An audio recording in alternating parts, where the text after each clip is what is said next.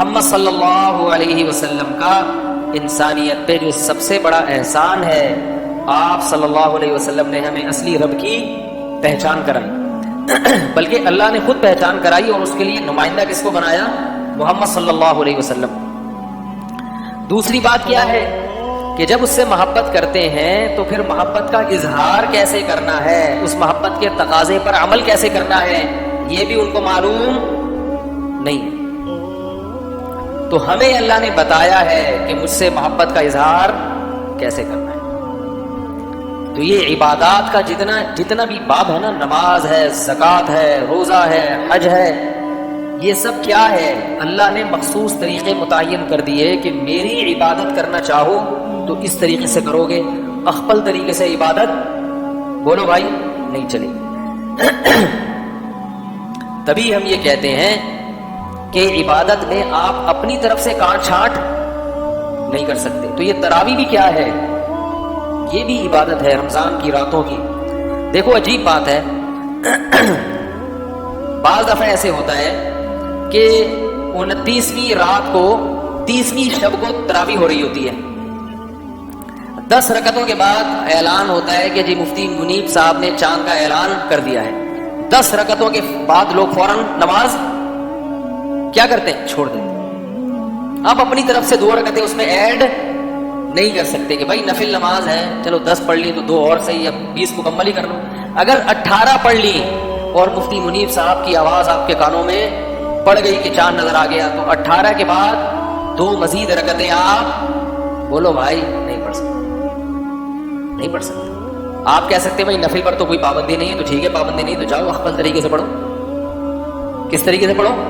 اخپل طریقے سے پڑھو۔ 2 رکعتیں جماعت نہیں ہوگی اب، کیونکہ اس نماز کی جماعت کی خصوصیت کس میں ہے؟ یہ رمضان کے ساتھ، یہ رمضان کو اللہ نے ایک پروٹوکول دیا ہے۔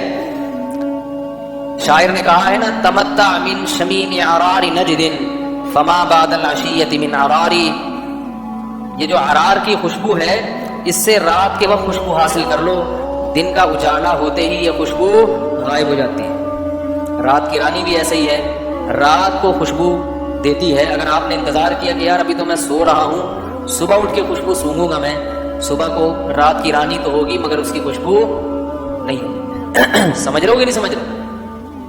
تو اللہ تعالیٰ نے اس رات میں، اس رمضان کی راتوں میں خاص عبادت کیا رکھ دی؟ تراویح۔ پورا قرآن پڑھا جا رہا ہے، اللہ کے سامنے رکوع ہے، سجدہ ہے، اور رمضان میں جو کرنے کے کام ہیں رمضان کے علاوہ بھی کرنے ہیں لیکن رمضان میں زیادہ ہیں۔ اسلام میں جو زکوٰۃ کا نظام ہے نا، خوب اچھی طرح سمجھ لو۔ زکوٰۃ اس کی بنیاد یہ نہیں ہے کہ غریبوں کی حاجت پوری کی جائے، اصل میں یہ نہیں ہے۔ یہی وجہ ہے کہ زکوٰۃ مخلوق کا حق نہیں ہے، بلکہ زکوٰۃ عبادت ہے، اور عبادت کس کی جاتی ہے؟ اللہ کی۔ اگر یہ مخلوق کا حق ہوتا نا تو مخلوق کو اجازت ہوتی ہے آپ سے چھیننے کی۔ دیکھو بھائی، میں نے آپ سے 1 لاکھ روپے قرضہ لیا، اللہ نہ کرے 1 لاکھ روپے میں نے آپ سے کیا لیا؟ قرضہ۔ اب میرے ذمے ہے نا کہ میں آپ کو 1 لاکھ واپس کروں، کیا خیال ہے؟ میں نہیں واپس کرتا، آپ کا حق ہے نا کہ چھینیں؟ بھائی حق ہے، آپ جیب سے نکالیں، گلے میں لیں، جیب میں ہاتھ ڈالیں، نکال لیں، کسی بھی طرح سے لے سکتے ہیں آپ۔ لیکن میرے پاس فرض کریں 40 لاکھ روپے تھے اور محلے میں ایک اکیلے آپ غریب ہیں، معذرت کے ساتھ ابھی تھوڑی دیر کے لیے فرض کر لیں کہ آپ غریب ہیں، ایک اکیلے یہ کیا ہیں؟ غریب۔ اب میرے ذمہ ہے کہ 1 لاکھ ان کو زکوٰۃ دوں، 40 لاکھ پہ کتنی بنتی ہے؟ 40واں حصہ ہے نا، 1 لاکھ بنتی ہے، 1 لاکھ دوں، میں نہیں دے رہا، تو یہ مجھ سے چھین سکتے ہیں؟ نہیں چھین سکتے، نہ کوئی کیس کر سکتے ہیں، نہ چھین سکتے ہیں، نہ مجھے ملامت کر سکتے ہیں۔ کیوں؟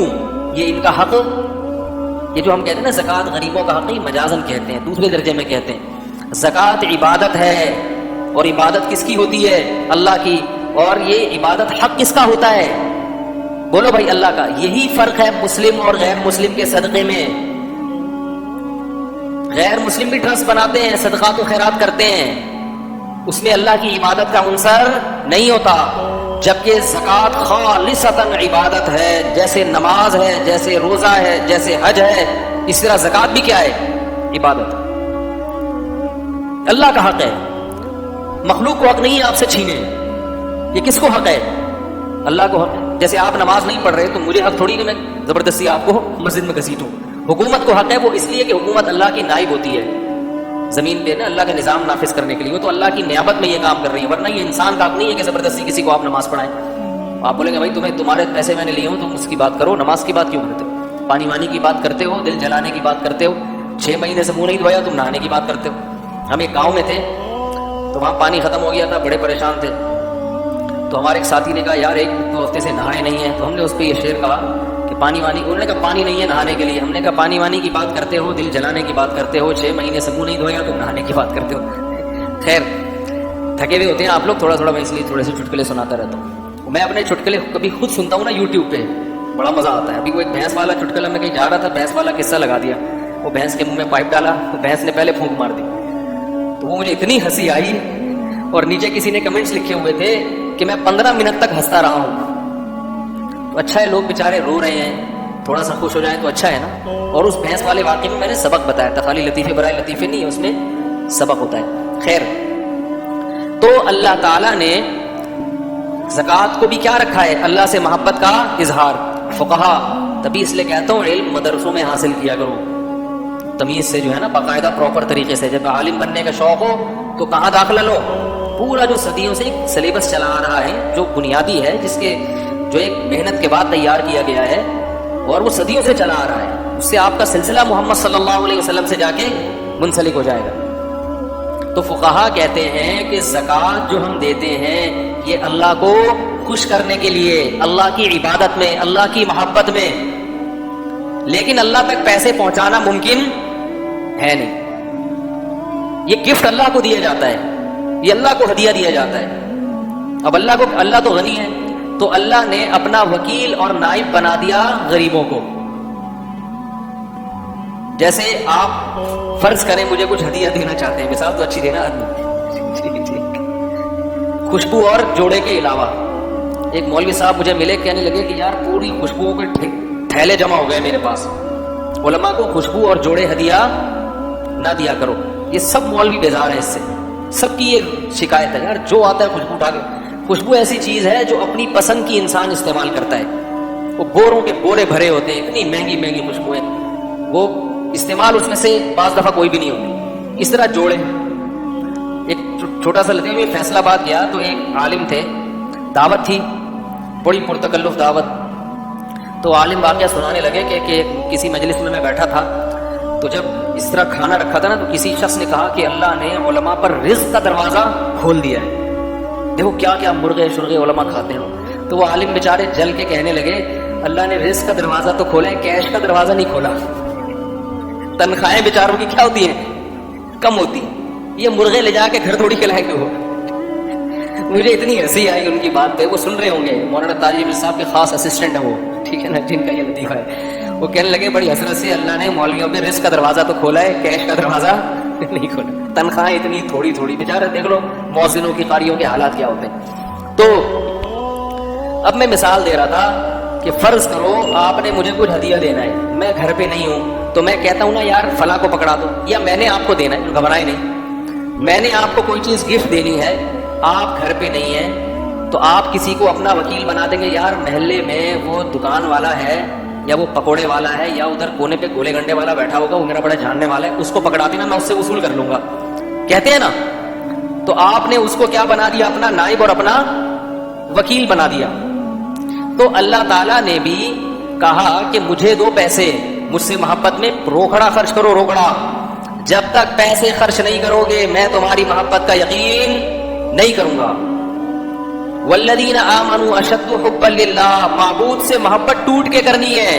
ہر چیز سے محبت, ہر چیز سے زیادہ محبت کس سے ہونی چاہیے؟ اللہ سے, محبوب سے. رسول اللہ صلی اللہ علیہ وسلم نے ارشاد فرمایا لو کنت متخذا خلیلا لاتخذت ابا بکر خلیلا, اگر میں کسی کو خلیل بناتا تو ابو بکر کو بناتا, لیکن میرا خلیل صرف ایک ہے, وہ کون ہے؟ اللہ. خلیل کہتے ہیں حبیب سے اوپر کی چیز. حضرت ابو بکر محمد صلی اللہ علیہ وسلم کے حبیب تھے, محبوب تھے. خلیل کون تھا؟ اللہ. اسی لیے ہم کہتے ہیں کہ ابراہیم علیہ السلام کا جو مقام ہے نا, وہ نبی کے محمد صلی اللہ علیہ وسلم کے بعد سب سے زیادہ ہے. کیوں؟ اللہ نے کیا کہا؟ واتخذ اللہ ابراہیم خلیلا, اللہ نے ابراہیم کو کیا بنا لیا؟ خلیل بنایا. تو خلت یا خلیل یہ بہت ایسی دوستی کہ انسان اس کے لیے سب کچھ قربان کرنے کے لیے تیار ہو جائے. یہ خلیل کون ہے ہمارا؟ صرف اللہ ہے. باقی حبیب ہیں, محبوب ہیں, دوست ہیں, یار ہیں, ماموں ہیں, میں نے کل بتایا تھا آپ کو, ٹھیک ہے نا. تو اب اللہ تعالیٰ چاہتے ہیں, کل جو ہم پڑھیں گے نا لن تنالوا البر حتى تنفقوا مما تحبون, اس میں بھی ہے کہ تم نیکی کی حقیقت کو اس وقت تک نہیں پہنچ سکتے جب تک اپنی محبوب چیز اللہ کی راہ میں صدقہ نہ کرو. ہمارے صدقے کیسے ہوتے ہیں؟ وہ وائپر صاف کر رہا ہوتا ہے نا, شیشے کو 5 روپے پکڑا دیے, اس نے گاڑی کا شیشہ نہیں صاف کر رہا ہوتا, یا کہیں ایسے موچی گزرا تو 5 روپے اس کو دے دیے, یہ ہوتا ہے ہمارا. لیکن جب دعوت کرتے ہیں کتنا پیسہ اڑاتے ہیں نا رشتہ داروں پہ, کیوں؟ یہ ثابت کرنے کے لیے کہ ہم غریب. کیا خیال ہے؟ آج کوئی مجھ سے ملنے آیا عصر کے بعد کہ میرا نکاح ہونے والا ہے, شادی ہونے والی ہے, لڑکی والے کہہ رہے ہیں کہ ولیمہ خاندانی طریقے سے ہال میں کرنا پڑے گا. وہ چاہ رہا تھا سادگی میں, میرے بیان سنے اس نے, تو سادگی میں کیا کرے, ہلکا پھلکا کر لے. میں نے اسے کہا کہ بھائی اللہ نے اگر پیسہ دیا ہے تو اچھے طریقے سے ولیمہ کر لو. لڑکی والوں کی چاہت ہوتی ہے کہ بھائی ہم اپنے رشتے داروں کو بلائیں گے, تو ظاہر ہے ان کا بھی ایک معیار زندگی ہے نا. سادگی کا لوگ مطلب ہی غلط سمجھتے ہیں. بھائی اللہ نے اگر گنجائش دی ہے تو اس حساب سے کھانا کھلاؤ. آپ کروڑوں روپے کما رہے ہو اور سادگی اتنی کہ ولیمے میں دال چاول کھلا رہے ہو لوگوں کو, تو یہ سادگی نہیں ہے, یہ حماقت اور بولو بھائی بے وقوفی ہے. تو میں نے کہا ان کے حساب سے کر لو ولیمہ. ہاں مس گیدرنگ نہیں ہونی چاہیے جو غیر شرعی چیز ہے, اگر اللہ نے گنجائش دی ہے تو. اب دیکھو لوگ رشتہ داروں کو خوش کرنے کے لیے بڑی بڑی دعوتیں کرتے ہیں, اللہ کو خوش کرنے کے لیے اتنی بڑی دعوتیں, بولو نا یار, اتنا پیسہ خرچ نہیں کیا جاتا اللہ کو خوش. پیسہ ڈاکٹر بننے کے لیے 5-5, 10-10 لاکھ روپے فیسیں جمع کرا دیں گے, قرضے لے کے ادھر ادھر سے. لیکن اللہ کو راضی کرنے کے لیے, جہنم کی آگ کو ٹھنڈا کرنے کے لیے, اللہ کے غضب کو ٹھنڈا کرنے کے لیے بہت زیادہ اگر کرتے ہیں تو کسی غریب کو کسی ہوٹل سے نہاری باندھ کے شاپر میں ڈال دی. یہ بھی جائز ہے, یہ بھی اچھا کام ہے. لیکن اللہ کے بندو, اگر اللہ پر ایمان رکھتے ہو, یقین ہے کہ یا تو ہے ہی نہیں اللہ, معاذ اللہ, پھر تو 5 روپے کی بھی ضرورت نہیں ہے. لیکن اگر یقین ہے اللہ ہے, آج جو ہم نے آیات پڑھی ہے نا اس میں بہت ہے اس بات کا تذکرہ. یا ایھا الذین آمنوا انفقوا مما رزقناکم انفقوا من طیبات ما کسبتم, اے ایمان والو جو کچھ کماتے ہو نا اس میں سے پاکیزہ چیز خرچ کرو. طیب کمانا مرغوب چیز, مرغوب چیز خرچ کرو, مرغوب. ولا تیمموا الخبیث منہ, جب خرچ کرنے کی باری آئے تو ناقص چیزیں تلاش نہ کیا کرو. یہ والے کپڑے چونکہ پھٹے ہوئے, اس کی شلوار پھٹی ہوئی ہے, 3 دفعہ سی چکا ہوں, پھر بھی سلنے کا نام نہیں لے رہی, تو چلو یہ کس کو پکڑا دو, یہ غریب کو پکڑا دو. ضائع کرنے سے تو بہتر ہے کہ کسی غریبی کو دے دیں, لیکن وہ تو ضائع ہونے سے بچانے کے لیے نا. لیکن جب صدقے کی نیت کریں, اصل صدقہ کیا ہے؟ نفیس چیز اللہ کی راہ میں, بولو بھائی, صدقہ کی جائے. جب کسی کو پٹانا ہو, تھوڑی نامناسب مثال ہے, تو کسی کو گفٹ دینا ہو, کسی گرل فرینڈ کو پٹانے کے لیے, تو کیا گھر کے پرانے پجامے نکال کے اس کو پکڑاتے ہو؟ بولتے کیوں نہیں ہیں کہ یار وہ پیٹی سے میری دادی کے جہیز, دادی کا انتقال ہو گیا, ان کے کچھ پرانے پجامے جو جہیز میں ملے تھے وہ رکھے ہوئے, یہ اس کو پہنچا دو. بھائی آپ کو پتا ہے کوئی بھی عزت دار آدمی اس چیز کو پسند نہیں کرتا. بچا ہوا کھانا تھوڑی دو گے. آپ کے گھر کوئی مہمان آیا, کوفتوں کا سالن رکھ دیا آپ نے, وہ بڑا خوش ہو رہا ہے, یار بڑا زبردست. آپ کہہ رہے ہیں ہاں وہ اصل میں 3 دن سے بچا ہوا تھا, کوئی کھا نہیں رہا تھا, تو ہم نے تھوڑا گرم کر کے آپ کے سامنے رکھ دیا. کتنا ہی مزیدار کھانا, اسی وقت ہاتھ کھینچ لے گا, بولے گا یار. تو اللہ کہتے ہیں وَلَا تَيَمَّمُوا الْخَبِيثَ مِنْهُ, گھٹیا چیز کا ارادہ, دیکھو ارادہ مت کرو. کیا مطلب؟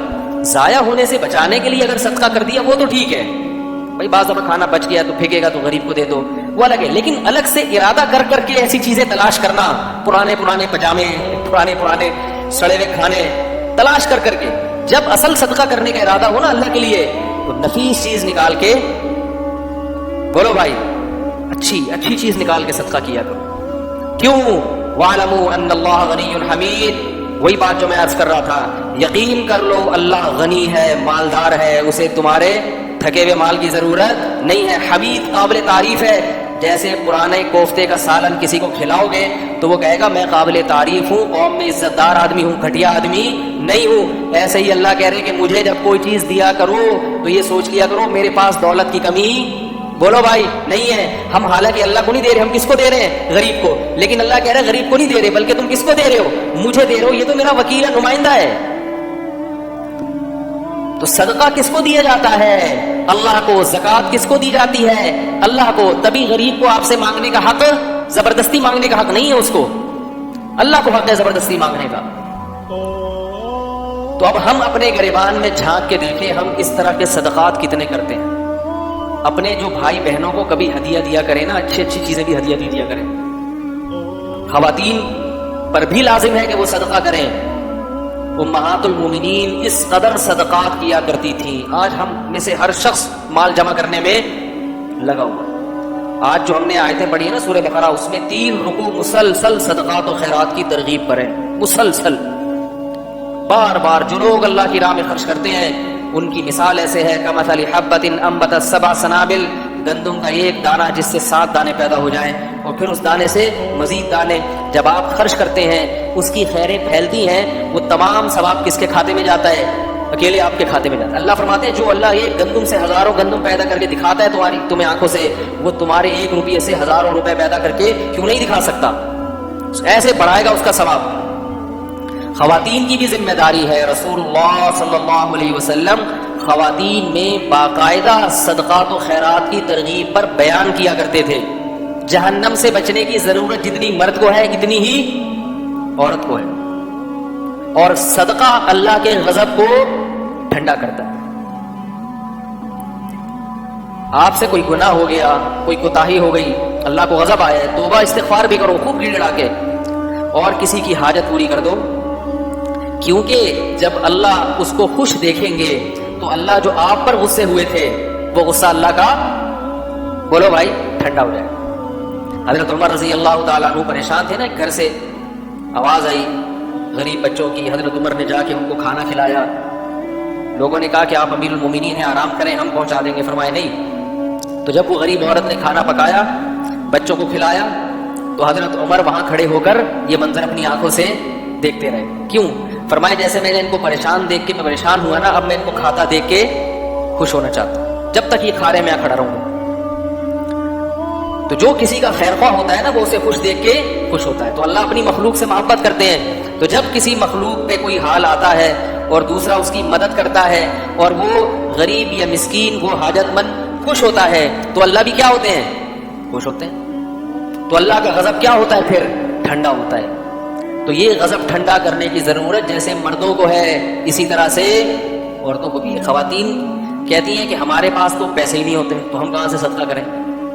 اللہ کے نبی نے فرمایا کہ اتقوا النار ولو بشق تمرۃ, آدھی کھجور صدقہ کر دیا کرو, اس سے بھی اپنے آپ کو جہنم کی آگ سے بچا سکتے ہو.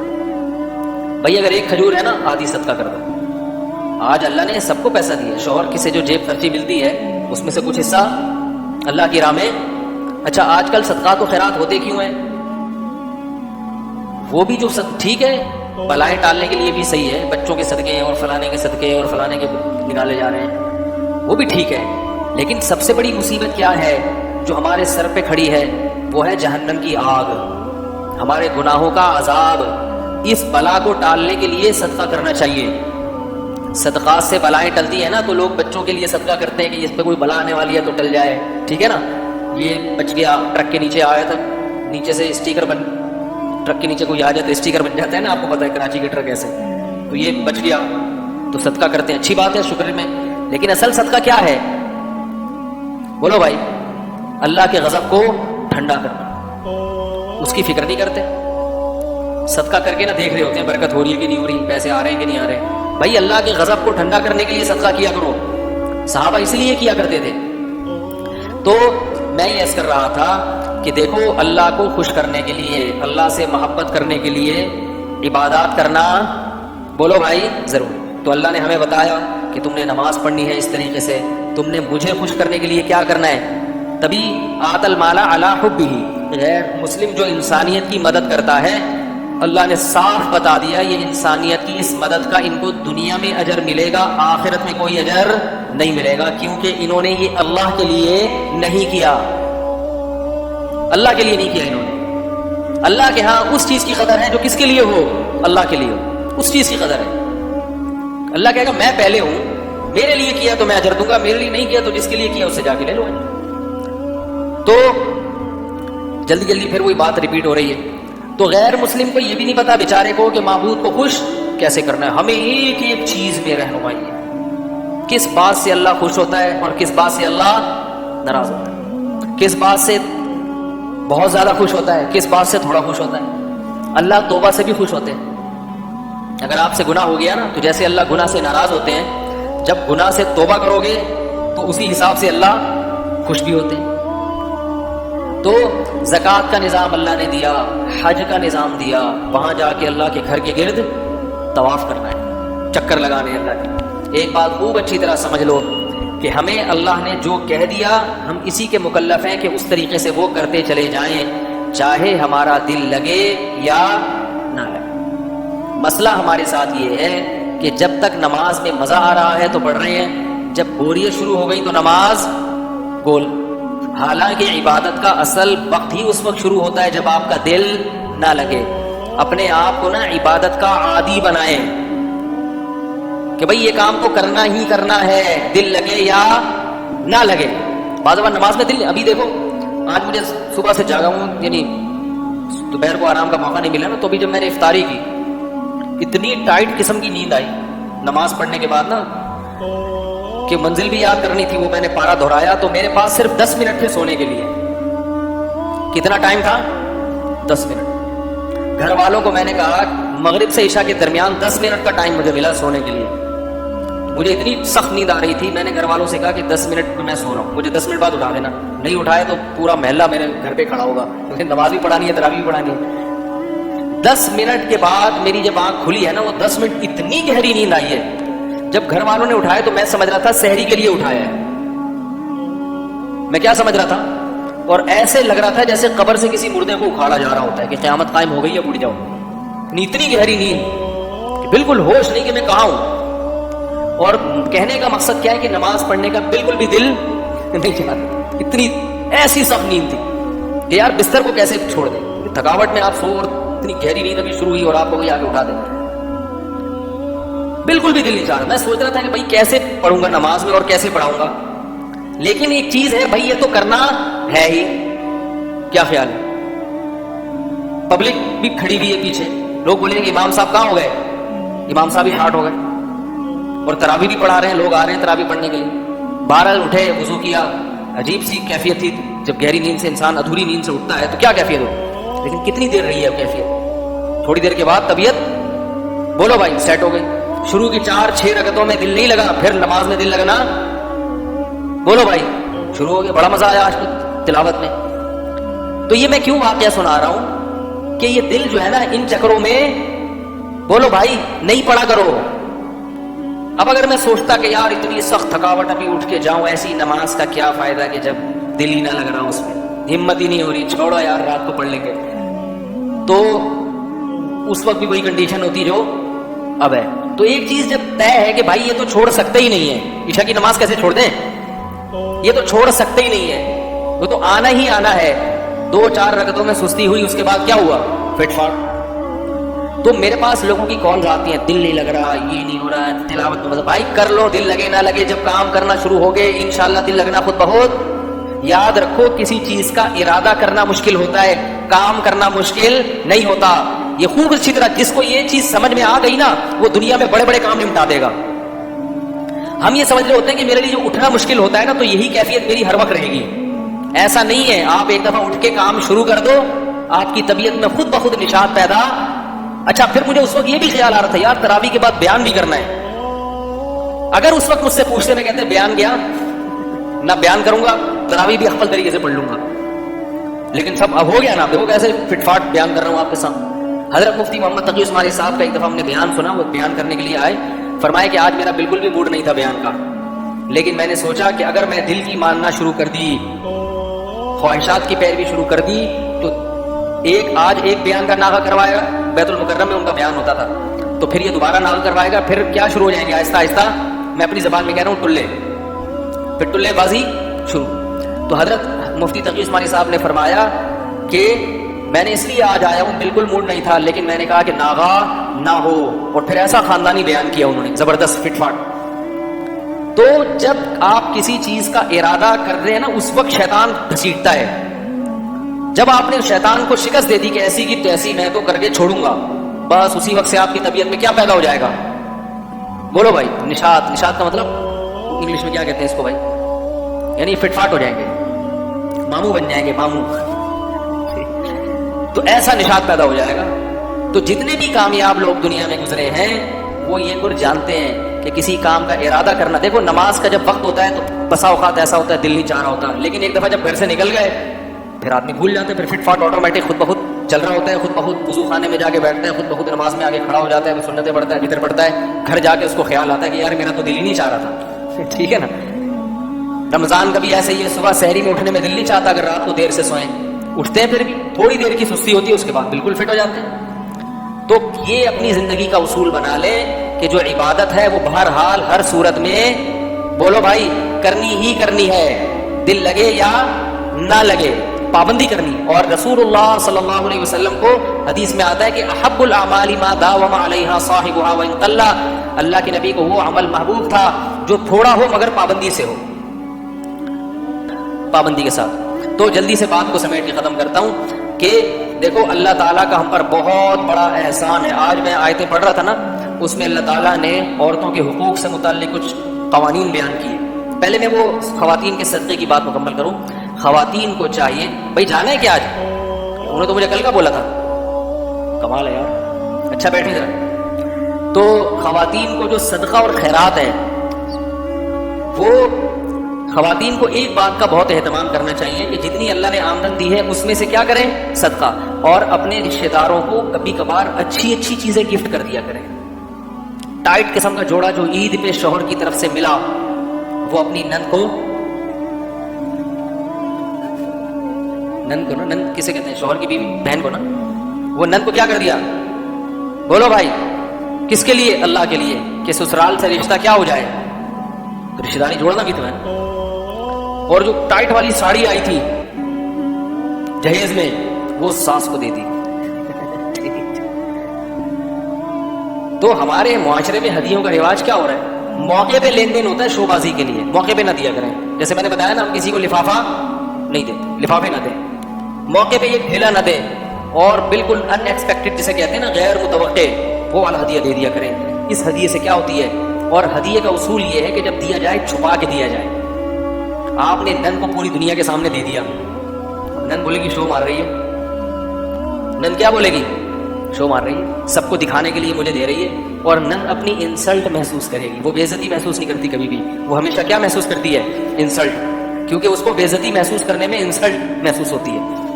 ٹھیک ہے، تو وہ بھی اپنی بے عزتی محسوس کرے گی کہ بھائی وہ اسے شو بازی کے لیے، ہر ایک کا دل اتنا بڑا تھوڑی ہوتا ہے، تو اس لیے چپکے سے دو، اور اس کو بولو بھائی کسی کو بتانا نہیں کہ یہ میں نے تمہیں دیا ہے۔ ہمارے یہاں شو بازیاں ہو رہی ہیں، بار بار اس کو بتا رہے ہیں یہ میں نے دیا، یہ میں نے دیا، یہ ساڑی یہ تو میں نے دی ہے، ٹھیک ہے، یہ گھڑی یہ تو میں نے دی ہے، تو بار بار شو بازی شو بازی۔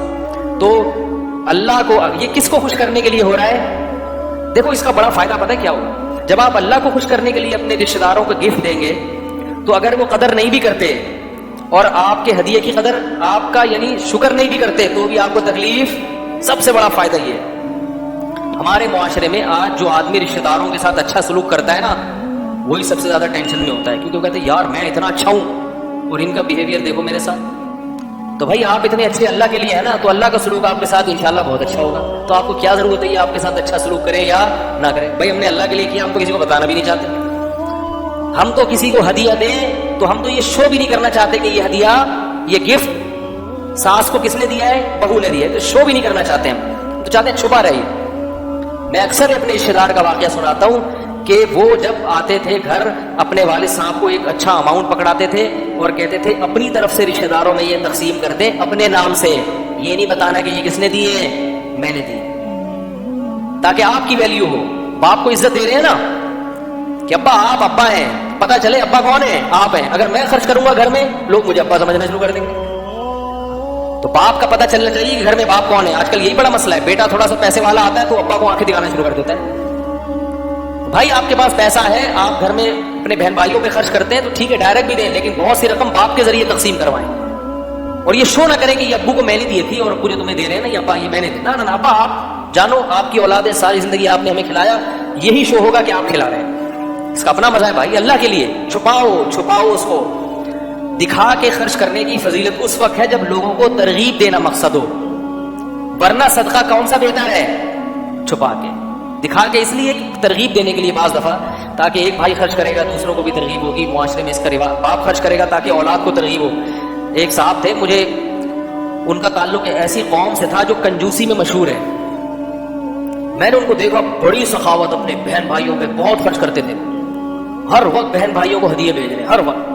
میں نے ان سے پوچھا یار آپ کے بارے میں تو ہم نے سنا تھا یہ لوگ کنجوس ہوتے ہیں. انہوں نے کہا ایسا نہیں ہے. میں نے کہا یہ آپ نے کہاں سے سیکھا؟ یہ کہہ رہے میرے والد صاحب کو میں نے دیکھا تھا کہ اپنے بہن بھائیوں پہ, بولو بھائی, میری پھوپھیوں پہ اور چاچوں پہ خرچ کرتے تھے. انہوں نے کسی مولوی صاحب کا بیان نہیں سنا, اس صاحب نے کوئی تقریر نہیں سنی سخاوت پہ, اپنے باپ کو دیکھا کہ وہ اپنے بہن بھائیوں پہ خرچ کر رہا ہے تو ابا سے یہ چیز کہاں ٹرانسفر ہو گئی, خود بخود بیٹے. سمجھ رہے ہو کہ نہیں سمجھ رہے؟ تو یاد رکھو, اپنے اگر آپ کی اللہ نے اولاد دی ہے اور آپ چاہتے ہو کہ میرے مرنے کے بعد میرا بیٹا میری بیٹیوں کا خیال رکھے, تو زندگی میں اپنے بہنوں کا خیال رکھنا. ارے یار بول لو, آپ چاہتے ہو کہ میرا بچہ میرے بڑھاپے میں میری خدمت کرے, میرے سامنے اف بھی نہ کرے, تو بچے کی موجودگی میں اپنے باپ کے سامنے اپنے بازوؤں کو جھکا, گالیاں بھی دے باپ, جو مرضی کہے چپ. بیٹا پوچھے کہ ابا دادا آپ کو اتنا الٹا سیدھا بولتے ہیں, آپ کچھ بولتے نہیں, تو آپ بولو بیٹا وہ دادا کس بات کے ہوئے پھر ہے بھائی, بیٹا وہ دادا ہے, دادا کو اللہ نے حق دیا ہے, دادا گھر کا سربراہ ہوتا ہے, وہ میرا باپ ہے, میں اس کے سامنے کیسے بولوں؟ یہ نہ بولے بچے کو کہ میں اس لیے نہیں بولا تاکہ تم بھی نہ بولو. بچہ بولے گا تو سیاست ہے. بولے بیٹا باپ کے سامنے آواز نہیں اٹھائی جاتی. یہ چیز بیٹا سیکھے گا. جن خاندانوں میں یہ رواج ہے ان کے بچوں نے اگر ماں باپ کے حقوق پر تقریریں نہیں بھی سنی ہوتی, پھر بھی وہ اپنے والدین کا احترام کرتے ہیں, ان کی خدمت کرتے ہیں. اور جن کے گھروں میں رواج نہیں ہے, گھنٹوں گھنٹوں سالوں کو بٹھا کے نہ ترغیبیں دیتے رہو, ایک ایک گھنٹہ میں تو دیکھ رہا ہوں نا, پھر بھی وہ برداشت نہیں کرتے. تو ماحول کریٹ کرنا پڑتا ہے, گھر میں سخاوت کا ماحول.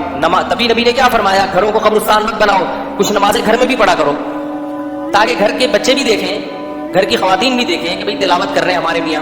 اب گھر کی خواتین کیا دیکھ رہی ہیں, نیٹ پہ بیٹھا ہوا فلم دیکھ رہے ہیں, کنڈی لگائی ہوئی ہے, پتہ نہیں کس سے باتیں کر رہے ہیں, کیا کر رہے ہیں. تو آپ کی اولاد پھر یہی ہوگی, وہ بھی کنڈیاں لگا لگا کے بیٹھے گی. تو بہت اپنے آپ کو بھائی سنبھالنا پڑتا ہے. تو میں بات کو ختم کرتا ہوں. اللہ تعالیٰ نے ہمیں اپنے آپ کو خوش کرنے کے کیا بتائے طریقے, تو خواتین کو بھی چاہیے کہ کیا کریں اللہ کو خوش کرنے کے لیے, جتنی اللہ نے گنجائش دی ہے اس حساب سے صدقات و خیرات کریں. اور کچھ بھی نہیں کر سکتی تو اپنے میاں کو ترغیب دے دیں کہ بھئی آپ اپنی آمدن میں سے کچھ اللہ کے لیے بھی خرچ کیا کریں, اللہ کی قسم بہت ثواب ملے گا. ٹھیک ہے. بڑے بڑے کنجوس میاں دنیا میں پائے جاتے ہیں, اللہ معاف فرمائے. ہمارے پاس ہر طرح کے لوگ آتے ہیں, ایسے ایسے خاندانی کنجوس رکھے ہوئے ہیں نا, ان کو دیکھ کے خیال ہوتا ہے یا اللہ ہم بھی کوئی سخی نہیں ہے, لیکن پہلے یہ جہنم میں جائیں گے, ان لوگوں سے جہنم بھر جائے گی. ہم ٹھیک ہے ہم بھی کوئی سخی نہیں ہے, لیکن یا اللہ ایسے ایسے لوگ ہیں بہنوں کی وراثتیں کھائی ہوئی ہیں, بیویوں کا مہر کھائے ہوئے ہیں, گھر میں پڑے ہوئے ہیں, بیویوں سے جاب کرا رہے ہیں, بیویاں جاب کر کے کما کے میاں کو بھی کھلا رہی ہیں, سسرال کو بھی. جب میں ایسی خواتین کے فون آتا نا, میں کہتا ہوں اللہ اب مجھے تھوڑا تھوڑا فہم ہونے لگا ہے کہ ہم بھی کہاں جائیں گے, جنت. ہم بھی گنہگار ہیں, نالائق ہیں, مگر اللہ کا بڑا فضل ہے اتنے نالائق نہیں ہیں. تو ایسے ایسے خاندانی لوگ دنیا میں پڑے ہوئے ہیں. میں نے یہ خاندانی کا لفظ مولانا تاجم صاحب سے کہا, میں نے کہا حضرت آپ کا درس بڑا خاندانی ہوا, مجھے کیا ہوتا ہے یہ خاندانی, وہ اس ٹرم سے واقف نہیں ہے نا. پھر ہم نے ان کو بڑی ڈیٹیل میں سمجھایا کہ یہ خاندانی, اصل میں یہ خاندانی لفظ میں نے پتہ کہاں سے سیکھا ہے. ایک آدمی مجھے والد صاحب کی وراثت میں جو پیسے ملے تھے نا, میں نے کاروبار میں لگا دیے. تبھی تو میں آپ لوگوں کو کہتا ہوں کسی کو پیسے نہ پکڑاؤ.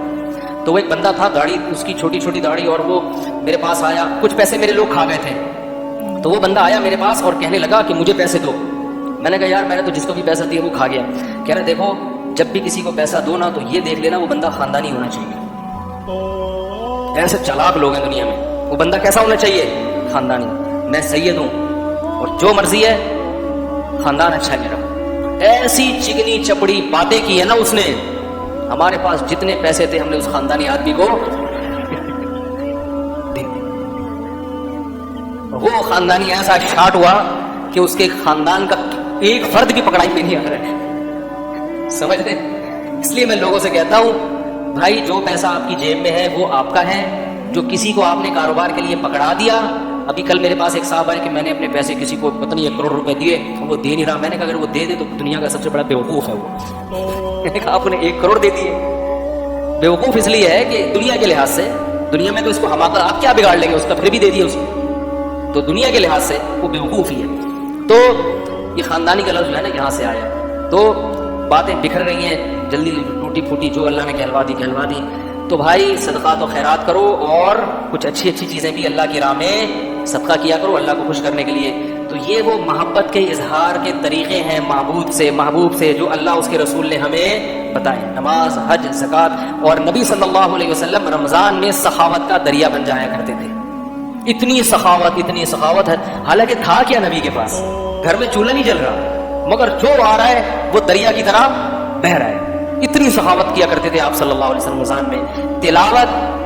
رمضان میں تلاوت زیادہ اور صدقات و خیرات زیادہ, یہ کام نبی صلی اللہ علیہ وسلم رمضان میں زیادہ کیا کرتے تھے. ہمیں بھی کرنا چاہیے.